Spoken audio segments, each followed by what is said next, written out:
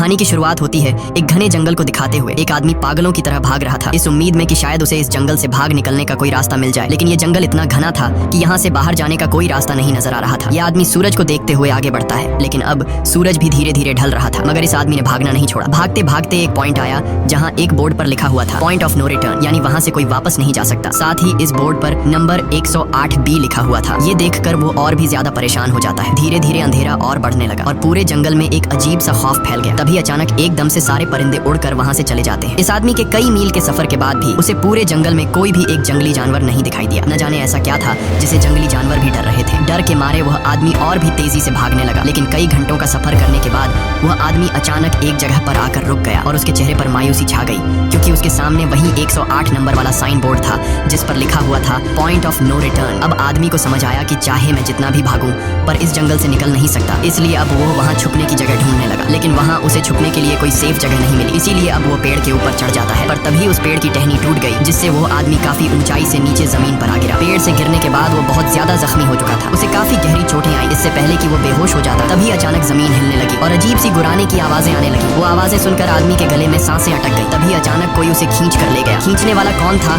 ये नहीं दिखाया गया, लेकिन हमें उस आदमी की दर्द भरी चीखें सुनाई दी गई। इस इंसिडेंट के 6 दिन बाद हमें शहर में मीना नाम की एक लड़की को दिखाया जाता है जो एक बर्ड शॉप में काम करती है। तभी उसका बॉस आता है और मीना को एक गोल्डन पैरेट को शहर से दूर एक जू में डिलीवर करने का ऑर्डर देता है। मीना बॉस की बात को मानते हुए अब उस पैरेट को डिलीवर करने जाती है। मीना गाड़ी में बैठकर अपने मोबाइल में उस जू का लोकेशन सेट कर लेती है और अपने सफर पर निकल पड़ती है। शहर से बाहर निकलने के बाद वो एक बोर्ड पर बहुत सारे लोगों के मिसिंग फोटोज देखती है, यानी वहाँ पर कई सारे लोग गायब हो चुके थे, लेकिन मीना उन पर ज्यादा ध्यान नहीं देती और आगे बढ़ने लगती है। आगे बढ़ते दौरान मीना शॉर्टकट लेते हुए जंगल के रास्ते से गुजरती है ताकि वो जल्दी से इस पैरेट को जू तक डिलीवर कर दें, और वो पहुंच गई जंगल के बीचों बीच। ये वही जगह है जहाँ हम पहले एक आदमी को गायब होते देख चुके हैं। वहाँ आकर मीना बुरी तरह से फंस चुकी थी। वो अपने मोबाइल पर मैप देखती है, लेकिन वहाँ मोबाइल के सिग्नल नहीं आ रहे थे और उसके कार का रेडियो भी काम नहीं कर रहा था। मीना अब वहाँ से वापस निकलने लगी, लेकिन अब उसे वहाँ से बाहर निकलने का रास्ता समझ नहीं आ रहा था। थोड़ी देर बाद मीना की गाड़ी भी खराब हो गई। मीना गाड़ी से बाहर निकलती है और उसे सामने लगा हुआ वही पॉइंट ऑफ नो रिटर्न वाला बोर्ड दिखाई देता है। मीना को कुछ समझ नहीं आता, इसीलिए वो पैरेट के पिंजरे को हाथ में लेकर आसपास मदद ढूंढने आगे चली जाती है, लेकिन वहाँ आसपास किसी भी मदद का नामो निशान तक नहीं था। उसके बाद वो वापस उस जगह पर लौट आती है जहाँ उसने अपनी गाड़ी खड़ी की थी, लेकिन वहाँ से उसकी गाड़ी गायब हो चुकी थी। ये देखकर वो बहुत ज्यादा परेशान हुई। उसे लगा कि शायद वो उस जगह पर नहीं आई है जहाँ उसकी गाड़ी खड़ी थी, बल्कि ये किसी दूसरी जगह पर आ गई है और उसकी गाड़ी कहीं दूसरी जगह में खड़ी है, क्योंकि इस जंगल का हर एक पॉइंट एक ही जैसा दिखाई दे रहा था। अब अंधेरा भी गहरा होता जा रहा था। एकदम से पहले की तरह ही सभी परिंदे इन पेड़ों से उड़ जाते हैं। मीना को अब डर लगने लगा था, क्योंकि जमीन भी जोर जोर से हिल रही थी। मीना को वहाँ आसपास किसी के होने का एहसास होता है। तभी अचानक मीना को दूर किसी का साया नजर आया। मीना भागते हुए उसके पीछे आई, पर उसे वहाँ कोई भी नहीं मिला। तभी अचानक मीना को एक बूढ़ी औरत भागते हुए दिखाई दी। मीना भी दौड़कर उसका पीछा करने लगी। वो उससे मदद मांग रही थी, लेकिन वो औरत रुकती नहीं, तेजी से भागती रहती है। एक बार फिर मीना इस बूढ़ी औरत का पीछा करती है। अचानक वो बूढ़ी औरत फिर से गायब हो गई। मीना जब उसे ढूंढते हुए और आगे बढ़ी तो उसे दूर जंगल में एक बड़ा सा कमरा दिखाई दिया। वो बूढ़ी औरत उस कमरे के दरवाजे को खोलकर मीना से कहती है, अगर जिंदा रहना चाहती हो तो जल्दी से अंदर आओ। ये सुनते ही मीना बिना सोचे समझे दौड़ते हुए उस कमरे की तरफ गई। मीना के अंदर आते ही उसने गेट को लॉक कर दिया। मीना देखती है कि ये कोई अजीब सा कमरा है जिसमें एक बहुत बड़ा सा मिरर लगा हुआ था। उस बूढ़ी औरत के साथ यहाँ 2 और लोग भी थे। मीना घबरा कर उन लोगों से पूछती है, ये कौन सी जगह है? इस पर उस बूढ़ी औरत ने जवाब दिया कि इस जगह को हम दी कोब कहते हैं। मेरा नाम है मैडलन, ये लड़की है कियारा और इस लड़के का नाम है डेनियल। बूढ़ी औरत मीना से कहती है कि अभी बातचीत का वक्त नहीं है, तुम जल्दी से हमारे साथ मिरर के सामने खड़ी हो जाओ, क्योंकि कोई हमें देखने आने वाला है। मीना पूछती है, आखिर हमें कौन देखने आ रहा है? तो वो बूढ़ी औरत उससे कोई जवाब नहीं देती। एकदम बाहर से अजीब सी आवाजें आने लगी। मीना डर के मारे पूछती है कि ये आवाज किस चीज की है? तो कियारा मीना को बताती है कि इन्हें हम वॉचर्स कहते हैं। वे शीशे के दूसरे ओर से हमें देख रहे हैं, पर हम उन्हें नहीं देख सकते। वे हर रात सूरज ढलने के बाद यहाँ आते हैं और हमें देखते रहते हैं जब तक सुबह का सूरज नहीं निकल आता। तभी शीशे के दूसरी तरफ से शोर आने लगा। मीना पूछती है, ये शोर कैसा है? उस बूढ़ी औरत ने बताया कि वॉचर्स तुम्हारे आने से खुश हैं, तुम्हें यहाँ देखकर तालियां बजा रहे हैं। मीना बुरी तरह से कंफ्यूज थी। वो जल्द से जल्द यहाँ से निकलना चाहती थी। मैडलन जिन्हें वॉचर्स कह रही थी, न तो अब तक मीना ने उन्हें देखा और न ही किसी और ने देखा था। रात गुजर जाती है। सुबह होने पर ये लोग उस जगह से बाहर निकल आते हैं। मैडलन बताती है कि वे वॉचर्स सिर्फ रात में ही बाहर निकलते हैं। दिन के वक्त हम लोग जंगल में आजाद घूम सकते हैं। मीना रात भर यही सोच रही थी कि कब सुबह होगी और जल्दी से मैं इस जंगल से बाहर निकल जाऊं। इसीलिए वह फौरन जंगल से बाहर निकलने का रास्ता ढूंढने लग जाती है। तब मैडलन बाकी सबको उसे रोकने से मना कर देती है, जैसे कि वह जानती हो कि मीना इस जंगल से बाहर नहीं निकल सकती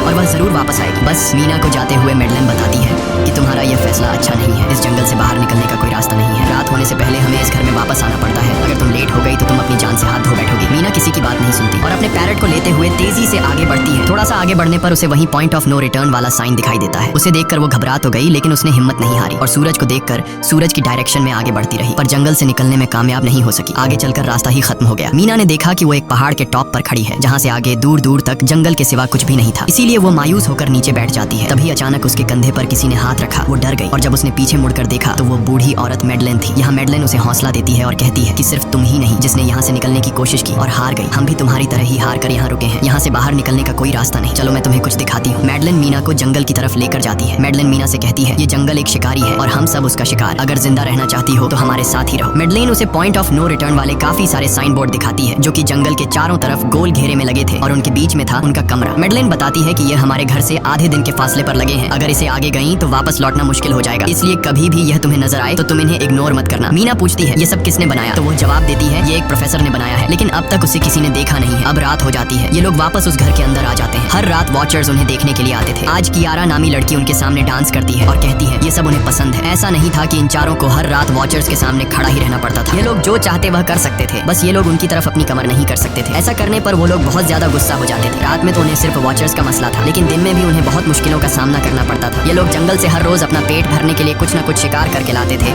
जिससे उनका गुजारा हो जाता। अगले दिन कियारा और मीना दोनों जंगल में शिकार करने जाती हैं। मीना कियारा से पूछती है कि आखिर ये वॉचर्स चाहते क्या? कियारा बताती है, मुझे भी कुछ खास नहीं पता, लेकिन मैडलाइन कहती है कि ये वॉचर्स हमें देखते हैं, हमें ऑब्जर्व करते हैं, लेकिन अगर हमने वॉचर्स को देखा तो हम पागल हो जाएंगे, क्योंकि वॉचर्स बहुत ही खूंखार दिखते हैं। कियारा अब उसे एक गड्ढा दिखाती है और कहती है ऐसे बहुत से गड्ढे इस जंगल में मौजूद हैं। दिन के वक्त सारे के सारे वॉचर्स उन गड्ढों में रहते हैं और रात में वो यहाँ से बाहर निकल आते। दिन के वक्त ये लोग इसलिए बाहर नहीं आ सकते क्योंकि सूरज की रोशनी उनकी स्किन जलाती है। कियारा मीना को बताती है कि वो 5 महीने पहले अपने पति के साथ इस जंगल में आई थी और तब से वो दोनों यहाँ फंसे हुए थे। पर आज से 6 दिन पहले मेरा पति जंगल में रास्ता ढूंढने निकला है। मुझे उम्मीद है कि वो जरूर वापस आएगा और हम सबको यहाँ से सेफली ले जाएगा। यहाँ हमें मालूम होता है कि असल में कियारा का हस्बैंड वही आदमी था जिससे हमने मूवी के स्टार्ट में देखा था, जिसे कोई यहाँ से खींच कर ले गया और अब वो मारा जा चुका है। इस तरह से बातें करते हुए ये दोनों कमरे के पास वापस लौट आए। यहाँ मैडलेन ने मीना को 3 रूल समझाती है जिंदा रहने के लिए। सबसे पहला ये कि वो रात के वक्त घर का दरवाजा नहीं खोलेगी। दूसरा, रात में वो आईने की तरफ अपनी कमर नहीं करेगी। और तीसरा ये कि दिन के वक्त वो उन गड्ढों के पास नहीं जाएगी और जितना हो सके रोशनी में रहेगी। जब तक तुम इन रूल्स को फॉलो करोगी तब तक तुम जिंदा रहोगी। लेकिन मीना को मैडलाइन की बातों पर बिल्कुल भी भरोसा नहीं होता। अब उस रात मीना इन वॉचर्स के बारे में जानना चाहती थी, इसीलिए वो शीशे के साथ कान लगाकर आवाजें सुनने की कोशिश करती है। जब उसे कुछ सुनाई नहीं देता तो मीना को मैडलाइन की बताई गई वॉचर्स की बातें फेक लगने लगती हैं। इसलिए वह रूल्स को तोड़ते हुए अपनी कमर को शीशे की तरफ करके सो जाती है और ऐसा करने पर इन वॉचर्स को गुस्सा चढ़ जाता है। वो लोग जोर जोर से उस शीशे को मारने लग जाते हैं। शोर से मैडलाइन भी उठ जाती है और वह जल्दी से मीना को शीशे की तरफ खड़े रहने को कहती है और तब जाकर वो वॉचर्स का गुस्सा शांत होता है। यानी जब इंसान वॉचर्स को अपनी पीठ दिखाते हैं तो वह उसे खुद की इंसल्ट मानने लगते हैं। ये रात भी गुजर जाती है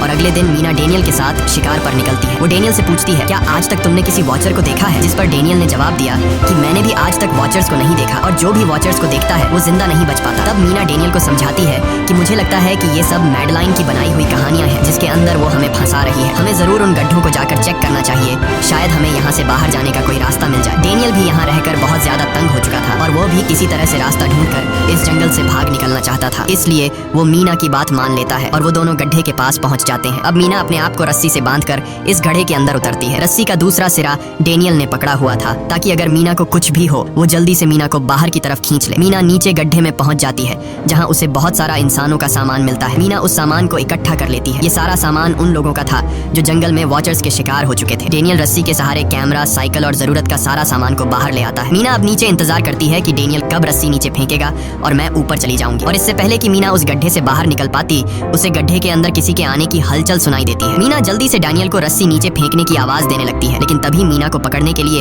एक वॉचर का हाथ बढ़ने लगता है। पर मीना धूप में खड़ी थी, इसलिए जब उस वॉचर के हाथ पर सूरज की रोशनी पड़ी तो उसका हाथ जलने लगा। इतने में डेनियल ने नीचे मीना के पास रस्सी फेंकी और मीना फौरन जल्दी से बाहर निकल आई। मीना पूरी तरह से डर गई थी। ये लोग उस सारे सामान को लेकर अपनी सेफ हाउस में आ गए जहाँ मैडलेन ने उससे पूछा, ये सामान तुम्हें कहाँ से मिला? ये लोग झूठ बोल देते हैं कि ये सामान उन्हें इस जंगल से मिला। मैडलेन को इस जंगल में रहते हुए बहुत अरसा गुजर चुका था। वो जानती थी कि ये सामान उसे जंगल से नहीं बल्कि एक गड्ढे से मिला होगा। वो मीना से पूछती है, बताओ तुमने गड्ढे के अंदर क्या देखा? लेकिन मीना उसे कुछ नहीं बताती। ये लोग बहुत खुश थे कि आज रात ये लोग वॉचर्स को देख पाएंगे क्योंकि मीना को गड्ढे के अंदर एक कैमरा मिला था। डेनियल डेनियल किसी तरह जुगाड़ करके उस कैमरा को टीवी के साथ अटैच कर लेता है ताकि ये लोग भी टीवी पर वॉचर्स को देख पाए। मैडलिन बार बार उन्हें समझाती है कि ये तुम लोग गलत कर रहे हो, लेकिन ये दोनों उसकी एक बात भी नहीं सुनते। आज रात ये लोग वॉचर्स के इंतजार में बैठे थे ताकि उन्हें वो देख पाए, लेकिन काफी रात होने के बावजूद भी आज कोई वॉचर उन्हें देखने नहीं आया और अब कुछ देर बाद उनके साथ कुछ अजीब सा होने वाला था। ये लोग बातचीत में मसरूफ थे कि तभी उनका दरवाजा खटखटाया जाता है, यानी दरवाजे पर किसी ने दस्तक दी। उन्होंने जल्दी से टीवी की तरफ देखा तो वहाँ उन्हें इंसानी टांगे दिखाई दे रही थी। बाहर जो कोई भी था वो कियारा के हस्बैंड की आवाज में बात कर रहा था और वो जल्दी से दरवाजा खोलने को कह रहा था। कियारा को लगा कि जरूर उसका हस्बैंड यहाँ से बाहर निकलने का रास्ता ढूंढ आया है। वो जल्दी से उठकर दरवाजा खोलने के लिए जाती है, लेकिन मैडलिन बीच में आकर दरवाजा खोलने नहीं देती। वो कहती है कि मैं जानती हूँ बाहर तुम्हारा हस्बैंड नहीं है, क्योंकि मैडलिन जानती थी कि रात के इस अंधेरे में कोई भी इंसान इस कमरे तक नहीं पहुंच सकता। लेकिन कियारा को मैडलिन की बातों पर यकीन नहीं होता और वो दरवाजा खोलने की कोशिश करती है, जिसके बाद मैडलिन कियारा से कहती है कि वो तुम्हें फंसा रहा है, तुम उसका इम्तिहान ले लो, तुम उसे कोई ऐसी बात पूछो जिसके बारे में सिर्फ तुम या तुम्हारा हस्बैंड जानता हो। कियारा बाहर खड़े हुए इंसान से एक किताब के बारे में सवाल करती है जिसके बारे में उसे पता होना चाहिए था, लेकिन जब बाहर खड़ा हुआ इंसान कोई जवाब नहीं देता तो ये समझ जाते हैं कि ये वॉचर ही है। ये लोग जब दरवाजा नहीं खोलते तो वॉचर उनके बाहर लगाए हुए कैमरा को तोड़ देता है और यहाँ हमें एक बात पता चलती है कि वॉचर्स इंसान के रूप में भी खुद को बदल सकते हैं। वॉचर्स उनकी इस हरकत पर बहुत ज्यादा गुस्सा हो गए थे। वे बहुत तेजी से शीशे को मारने लगे जिससे शीशे में एक बड़ा क्रैक भी आ जाता है, लेकिन यहाँ मैडलिन समझदारी दिखाते हुए सबको लाइन से शीशे की तरफ खड़ा कर देती है, जिससे वॉचर्स का गुस्सा थोड़ा बहुत ठंडा हो जाता है और वे वहाँ से चले जाते हैं। अब यहाँ मीना मैडलिन को बताती है कि हमने गड्ढे में से ये सारा सामान चुराया था। ये सुनकर मैडलिन बहुत ज्यादा गुस्सा हो जाती है कि तुम लोगों ने दूसरा रूल भी तोड़ दिया। अगली सुबह मैडलिन उस गड्ढे से लाया हुआ सारा सामान उठाकर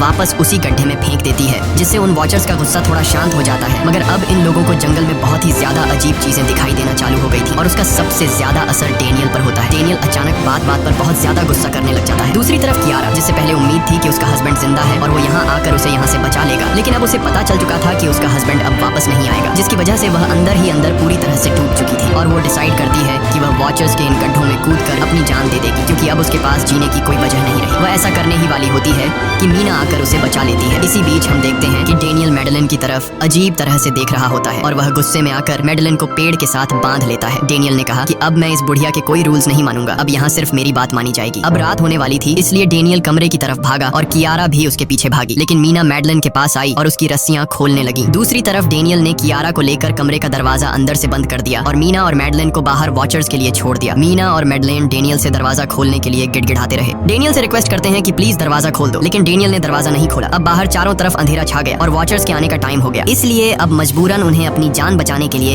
एक घने पेड़ के नीचे रहकर छिपना पड़ा। थोड़ी देर बाद उन्हें वॉचर्स की गुराने की आवाजें आने लगी। इस टाइम मीना और मैडलिन के साथ हमें भी उन वॉचर्स की एक झलक दिखाई जाती है। ये लोग लंबे पतले और खतरनाक थे। सब अपने अपने गड्ढों से निकलकर इंसानों को देखने के लिए उस सेफ रूम तक पहुंचते हैं और जब ये लोग देखते हैं कि मीना और मैडलिन वहाँ नहीं है तो वो उनको खाने के लिए जंगल में ढूंढने लग जाते हैं। और जब ये वॉचर्स दूर जाते हैं तो मौके का फायदा उठाते हुए ये दोनों फिर से सेफ रूम तक आ जाते हैं और डेनियल से रो रो कर दरवाजा खोलने को कहते हैं। इस बार डेनियल के दिल में रहम जाग जाता है और वो उनके लिए दरवाजा खोल लेता है। अब अंदर जाने के बाद पहले तो मैडलिन डेनियल पर गुस्सा करती है और फिर इन सबको शीशे के सामने खड़ा करके वॉचर्स के बारे में कुछ बातें बताती है। मैडलिन ने कहा कि अब तक हम बहुत से रूल्स तोड़ चुके हैं, इसलिए मुझे नहीं लगता कि इस बार वॉचर्स हमें माफ करेंगे। मैं तुम लोगों को वॉचर्स के बारे में कुछ सच्चाई बताना चाहती हूँ। दरअसल मैं जब यहाँ पहली बार आई थी तो मैंने कुछ ऐसा देखा जिससे मेरे होश उड़ गए। मैंने अपना ही एक डुप्लीकेट देखा। असल में वो एक वॉचर था जो मेरा रूप लेने की कोशिश कर रहा था। हालांकि उसकी आंखें और बाल बिल्कुल परफेक्ट नहीं थे। मीना ने पूछा कि आखिर ये वॉचर्स हैं क्या चीज, जिस पर मैडलिन ने जवाब दिया कि ये सारे क्रीचर्स फेरीज हैं जो किसी जमाने में इंसानों के साथ मिलकर रहते थे। फेरीज पंखों वाले एक जादुई जीव थे, लेकिन वक्त गुजरने के साथ इंसानों को फेरीज की शक्तियों से डर लगने लगा, इसीलिए इंसानों ने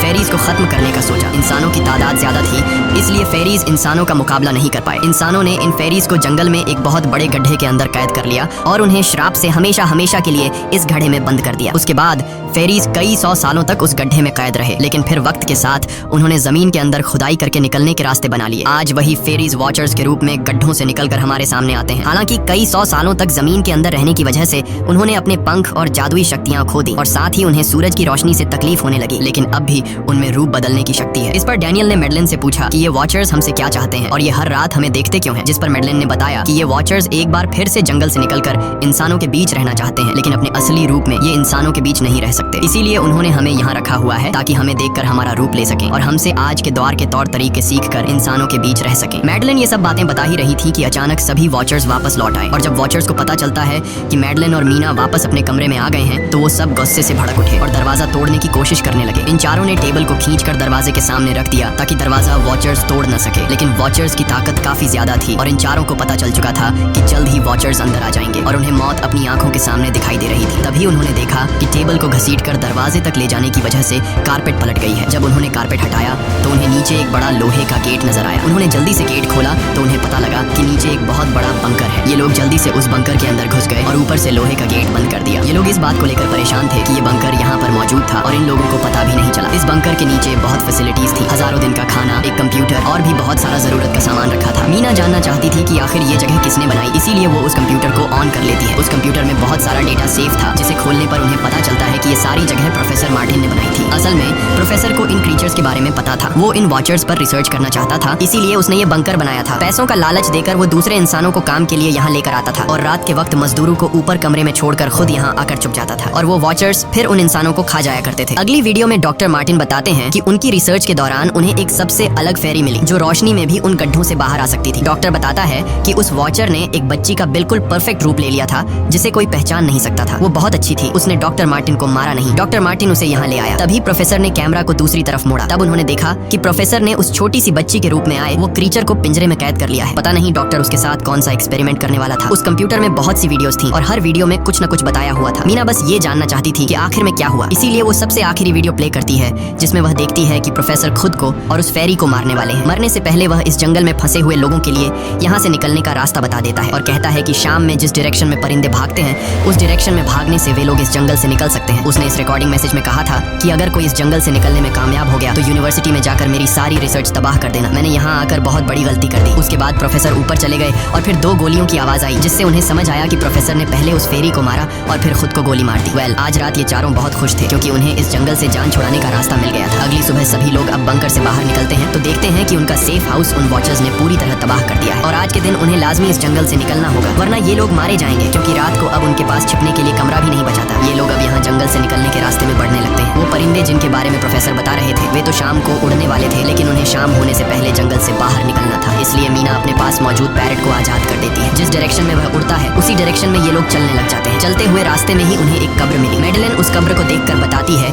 कि एक वक्त था जब ये लोग इंसानों के साथ रहते थे, लेकिन इंसानों ने उनके साथ बहुत बुरा किया, धोखा किया और उन्हें यहाँ जंगलों में फंसाकर खुद चले गए। कई घंटे सफर करने के बाद ये लोग एक नदी के पास पहुँच गए। वहाँ उन्हें प्रोफेसर का एक बोट मिला जिसको देखकर ये लोग बहुत खुश हुए, लेकिन उनकी खुशी अब कुछ ही देर की मेहमान थी क्योंकि अब अंधेरा हो चुका था और वॉचर्स के आने का वक्त हो गया था। उससे पहले कि ये लोग डॉक्टर मार्टिन की बोट में बैठकर यहाँ से दूर चले जाते तभी उन्हें पीछे से किसी की आवाज आई। जब उन्होंने पीछे मुड़कर देखा तो वो कियारा का हस्बैंड था जो मदद के लिए चिल्ला रहा था। वो बहुत ही जख्मी हालत में था। बाकी सब बोट में बैठ चुके थे, इसलिए डेनियल अकेला उसकी मदद के लिए गया। डेनियल कियारा के हस्बैंड को खींचकर बोट की तरफ लाने लगा, लेकिन तभी ये लोग बोट से देखते हैं कि डेनियल जिसकी मदद करने गया वह कोई इंसान नहीं बल्कि एक वॉचर है जिसने उनके सामने ही डेनियल का रूप ले लिया। वो लोग कुछ भी नहीं कर पा रहे थे। अब उस वॉचर ने डेनियल को मार दिया। उन्हें इस बात का पता था कि वॉचर्स इस नदी को पार नहीं कर सकते हैं और फाइनली ये लोग खुद इस नदी को पार करके शहर तक पहुंच जाते हैं। और कहानी में असल ट्विस्ट इसके बाद आया। शहर पहुंचने के बाद ये तीनों अलग अलग रास्तों पर चले गए और कुछ दिनों बाद अब मीना जल्दी से डॉक्टर मार्टिन के कहने के मुताबिक उनके यूनिवर्सिटी में उनका सारा डेटा खत्म करने के लिए आई। उससे पहले कि वह उनका रिसर्च डेटा डिलीट कर देती तभी उससे वहाँ एक टेप रिकॉर्डर मिला और उस टेप रिकॉर्डर से मीना को एक नया राज मालूम हुआ। जब हजारों साल पहले इंसान और फेरीज एक साथ रहते थे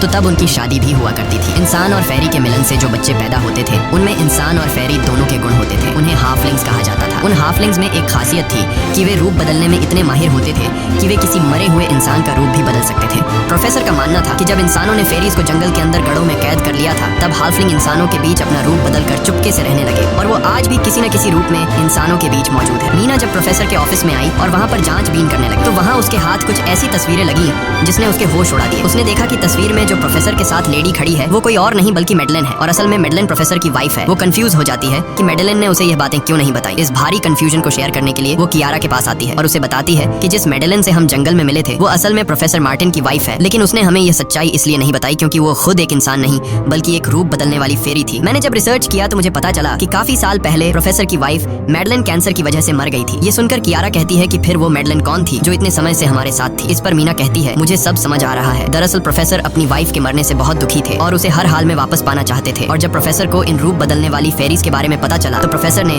उस रूप बदलने वाली फेरी को पिंजरे में कैद किया, जो एक बच्ची का परफेक्ट रूप लेकर उनके पास आई थी। प्रोफेसर ने अपनी वाइफ की फोटो दिखाते हुए उस फेरी को अपनी वाइफ मैडलिन जैसा बना दिया, क्योंकि वो फेरी बाकी फेरीज से अलग थी। वो दिन में भी बाहर आ सकती थी। मीना ने कहा कि मैंने मैडलिन को यहाँ बुला लिया है, हमें किसी तरह से करके उसे वापस जंगल भेजना होगा। तभी एक कार वहाँ आकर रुकी। जब उस कार से जो इंसान उतरा उसे देखकर मीना के गले में सांस अटक गई। वो कियारा थी, यानी कि अब तक जो मीना के साथ थी वो मैडलिन थी। उसने कियारा का रूप ले रखा था। कियारा जैसे ही घर के अंदर आई तभी मैडलिन ने कियारा के हस्बैंड के रूप में बदलकर उसे बेहोश कर दिया। मीना ने मैडलिन से कहा, आखिर तुम चाहती क्या हो? जिस पर मैडलिन गुस्से में आकर कहा, मैं फेरीज की सबसे अलग मखलूक हूँ। मेरे सभी साथी बचपन से मुझे चिढ़ाते थे, वो मुझे अपने साथ नहीं रहने देते क्योंकि मैं सबसे अलग थी। मैं उस जंगल में अकेली पड़ चुकी थी और मैं उस जंगल से निकलकर बाहर लोगों के साथ मिलकर रहना चाहती थी। फिर एक दिन प्रोफेसर उस जंगल में आया, उसने मुझे पिंजरे में कैद कर लिया। उसने मुझसे कहा कि अगर मैं उसकी वाइफ का रूप ले लूं तो वह मुझे जंगल से बाहर ले जाएगा। मैंने उसकी बात मान ली। प्रोफेसर ने मुझे मैडलिन की सारी बातें सिखाई और बाद में उस धोखेबाज प्रोफेसर ने मुझे मारने की कोशिश की, लेकिन उससे पहले कि वो मुझे मार पाता मैंने उसे ही मार डाला। तुम इंसान कभी भी भरोसे के लायक नहीं थे और न ही रहोगे। अब तुम भी मेरी सच्चाई जान चुकी हो, इसलिए तुम्हें भी मरना होगा और तुम्हें मारने के बाद मैं तुम्हारे रूप में इंसानों के बीच रहूंगी। यह कहकर मैडलिन ने मीना का रूप ले लिया और उसका गला दबाकर उसे मारने लगी। तब मीना ने मैडलिन से कहा कि क्या प्रोफेसर ने तुमसे यह नहीं कहा कि तुम क्यों दिन में निकल सकती हो? असल में तुम हाइब्रिड हो, आधी इंसान और आधी फेरी, इसीलिए तुम इंसानों और फेरीज के बीच रह सकती हो। मुझे पता है कि दुनिया में अकेला रहना कैसा होता है, लेकिन तुम अकेली हाफलिंग नहीं हो। तुम्हारे जैसे और भी हाफलिंग्स हैं जो किसी न किसी रूप में इंसानों के बीच रह रहे हैं। इस सच्चाई का पता चलते ही मैडलिन का शरीर अचानक अपने असली रूप में आने लगा। देखते ही देखते उसके पंख निकल आए, जिसके बाद वो मीना को यहीं पर छोड़कर यहाँ से उड़ जाती है। इसके बाद कुछ हफ्तों के बाद का सीन दिखाया जाता है जहाँ मीना अपनी सिस्टर के साथ रहने लगी है। उसने अपनी सिस्टर को बताया